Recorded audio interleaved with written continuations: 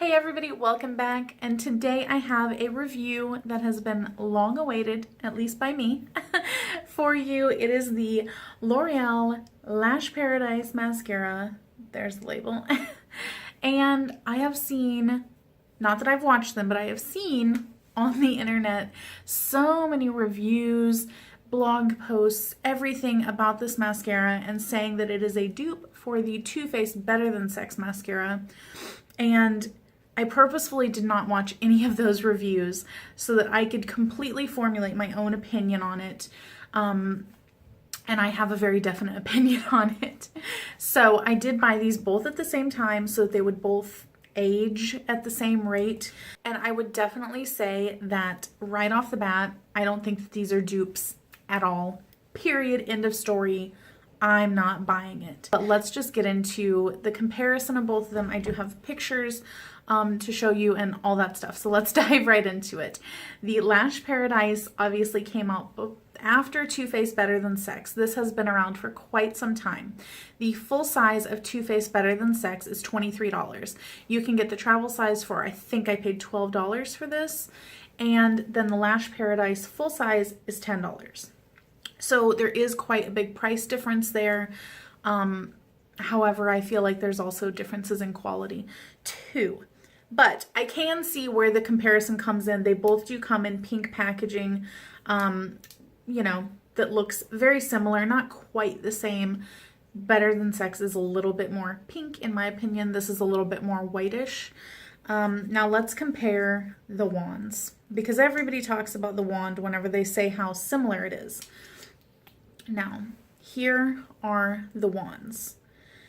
You can tell, I'll hold them right there. You can tell that the Lash Paradise is a bit thinner than the Better Than Sex. And I will also give you a side-by-side comparison picture of the wands up close so that you can really tell. But just looking at it right here, Better Than Sex has a very pronounced hourglass figure, and it is much fluffier. You know, it's got some more body to it than the Lash Paradise one. Looking at the Lash Paradise, it seems like the bristles are a little bit less abundant. There's not quite as many close together as there is on Better Than Sex. And this also is a little bit thinner. And whereas the Better Than Sex is equal from the top to the bottom and then skinny in the middle, I feel like this one almost tapers a little bit toward the end, as opposed to being equal width at the top as opposed to the bottom. So the wand, I don't think is really all that similar. I guess if you really want to force it, you know, it's at a glance similar, but whenever you really look up close at it, I don't think it's that similar. And the wands really make a difference whenever you're applying this product. So let me show you these products whenever you first take them out of the tube. This is what it looks like coming out of the tube. You can tell that there's not a whole lot of mascara caked up on there.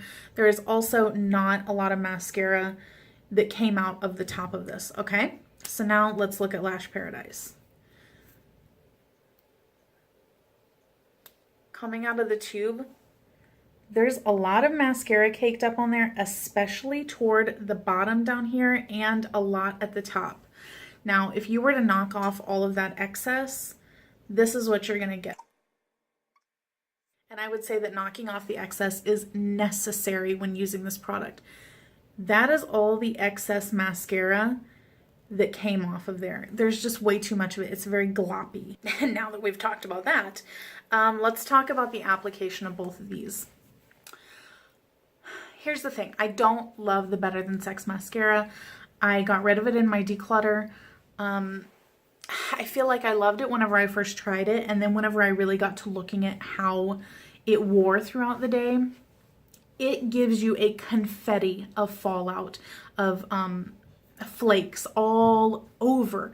It's like very, very abundant right here. So that's a no-go for me. I don't tolerate that in my mascaras.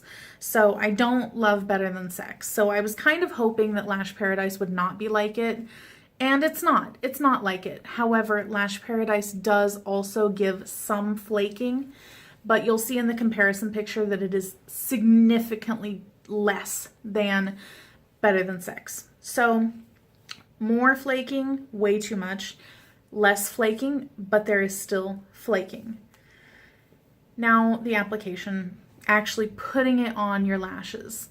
Because this wand is kind of like it grabs onto the formula more, or perhaps it is the little thing inside that scrapes off the mascara, it doesn't work as well as the Better Than Sex one. So this one, you can pull it out of the tube and just put it right on, no problem. Now the Lash Paradise, whenever you go to put it on, it gets very, very clumpy right away if you really don't watch it. Whenever I wear this, I legit have to spend 10 minutes doing my mascara because I have to go in so carefully and continue combing through it to prevent it from clumping up on my lashes.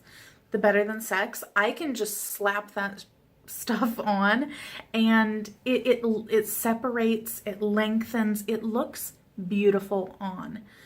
The Lash Paradise, I'm having to work really, really hard with it for it to look mediocre.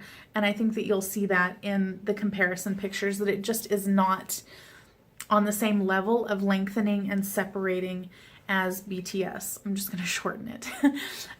So it failed in that regard.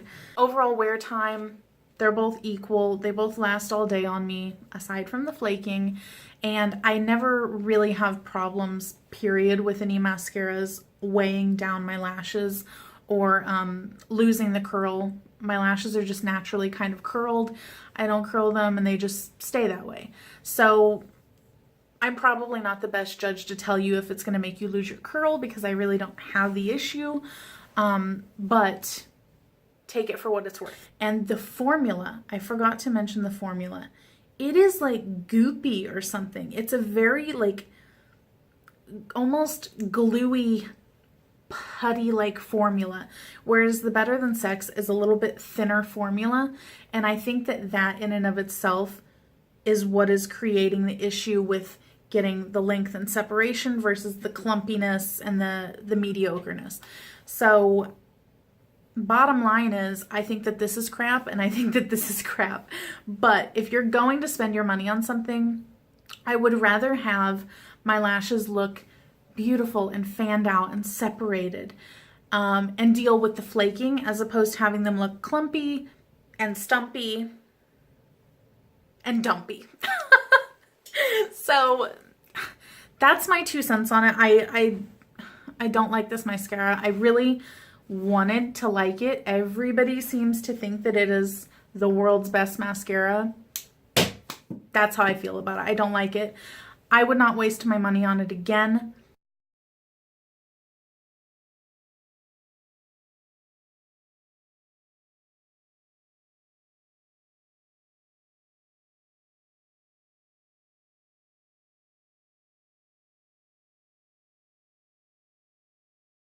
This is a negative review, and that's just how it is sometimes. This is just crap.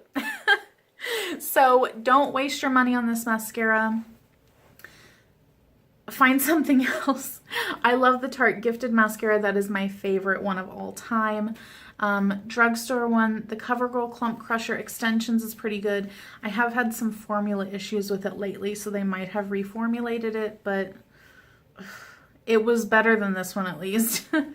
Now my next mascara review is going to be the Revlon Magnified something, the one that Gwen Stefani is in the commercial of. So I'm going to review that one next in case you are wondering. So that is it, guys. I hope that you got some entertainment out of this review and a little bit of information to maybe help you not waste your money on bad products. Don't let bad products happen to you. All right, guys, I will catch you next time. Bye.